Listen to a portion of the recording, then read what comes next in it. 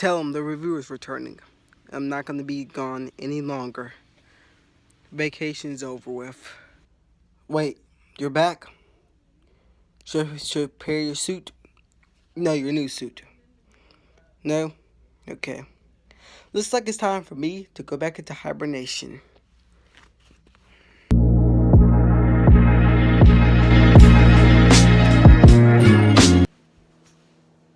What up there, game boys and game girls? It's your boy, the reviewer, back on the channel, y'all.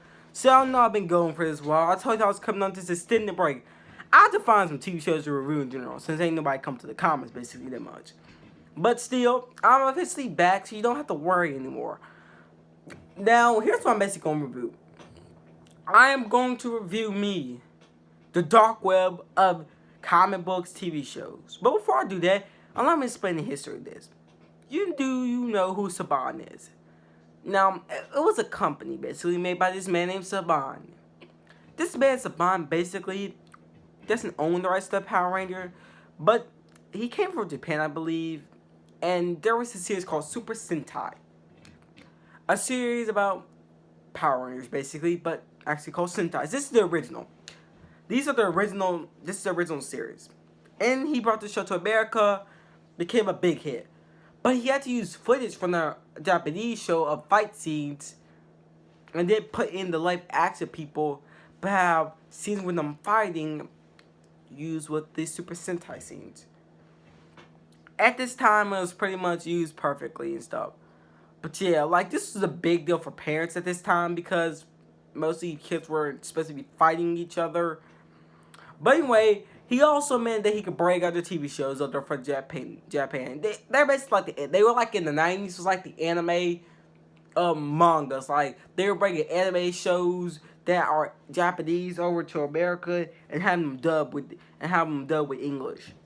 But anyway, what happens is he made Kamen Rider, a TV show that only lasted one season and had a crossover with the Power Rangers. It lasted one season, I don't really know why, or maybe it lasted more. I really didn't watch it. I only watched two of Saban's TV shows on Netflix, except for Power Rangers, when I was very, very, very, very young. The shows were Big Bad Beetleborgs and BR Troopers. Now, I'm not going to take anything against these shows.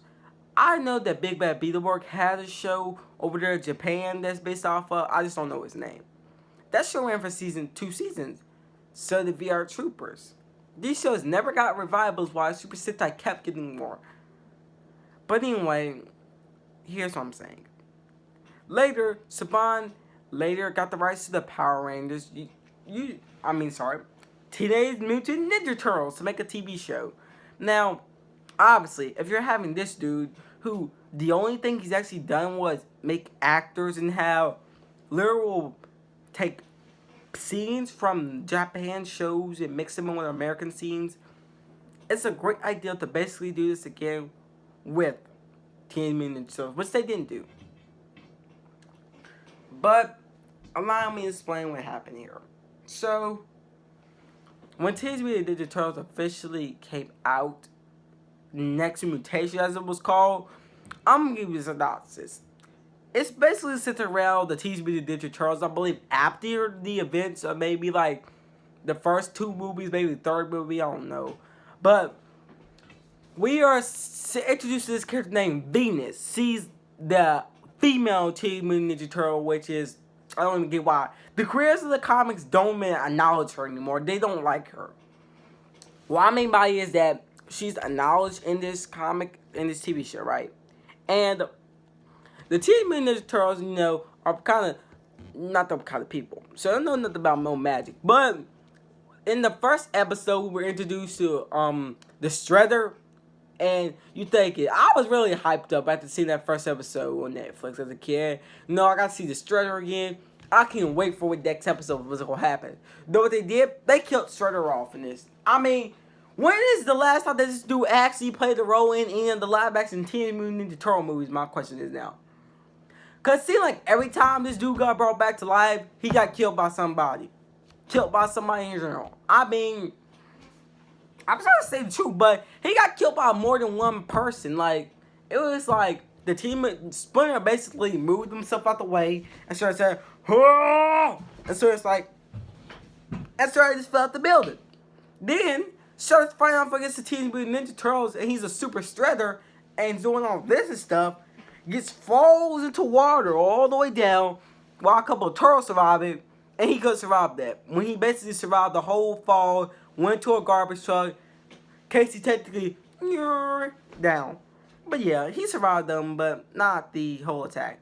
And you remember when they were saying, look at his face. They weren't just showing his face in Teenage Mutant Ninja Turtles 2 after what happened. Forget about that. We're going to show his face in this TV show, you know. Just give him that scar that was burnt. I don't even get what that was even about. Like, they literally brought Shredder back for like a couple episodes. Made him, like, maybe one episode, I believe.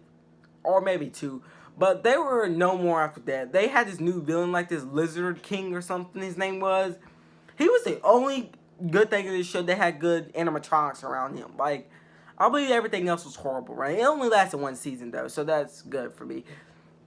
I'm glad I did, because this show's pretty stupid anyway. It's like, instead of being about, it still had karate in there, but also pertaining to actually having not just karate, but also having magic in there. So they had magic with karate. It's like a mix between both. So, yeah, I've never really got it like that. And April is nowhere to be found.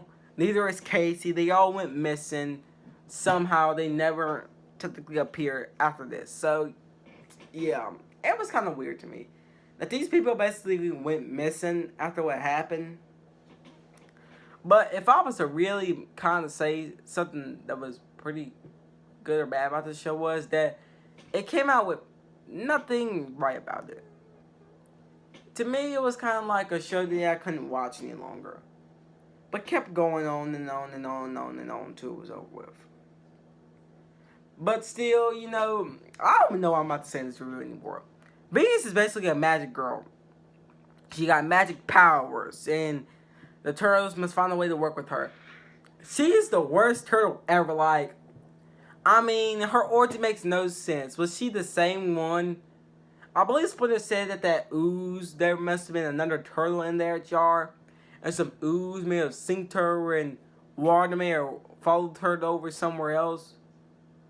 Well, I don't even get that. But, I mean, I believe that basically what happened was that same ooze, same thing happened over there.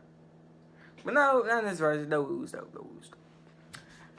But this was kind of like that TV show I came watching. You know, I kind of couldn't watch it any longer because how bad it was as a kid. Like, I remember like only two villains of that show. I looked up the dragon dude. I remember him kind of much a little bit. But the vampire lady and this hunter dude. The last characters I remember.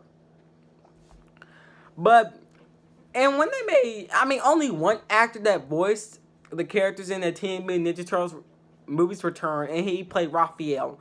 Can't remember his name, but he returned to do the role of Raphael in the, I don't know if he returned to do the role of Raphael, but he returned for the TV show, and it wasn't, I mean, it was a waste of his talent, though. I mean, y'all already see what I did with Teenage Mutant Ninja Turtles 3 movie review. I basically said that movie sucked. It made no sense. It took everything away that could have made any sense and all that stuff. Trying to be Bill and Ted with Turtles and time travel. But yeah, like, this was kind of like one of those movies I can never really, TV show I can really never say it's good.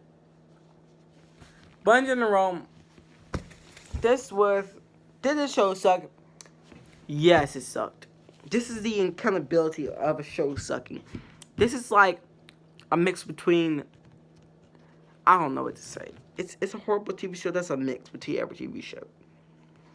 But in the end, please hit the subscribe button, y'all. I want to thank all the subscribers that's been out there. I'm trying to reach 70 or 80 subscribers or 100 subscribers. And right when I hit them subscribers, I want to reach 1,000 subscribers. Not 1,000 million, not 1,000K, just 100 or 1,000 subscribers later in life. But still, this has been a great day and stuff, y'all. So I hope y'all having a great day. I'll see you guys next time with Did Suck. That's all.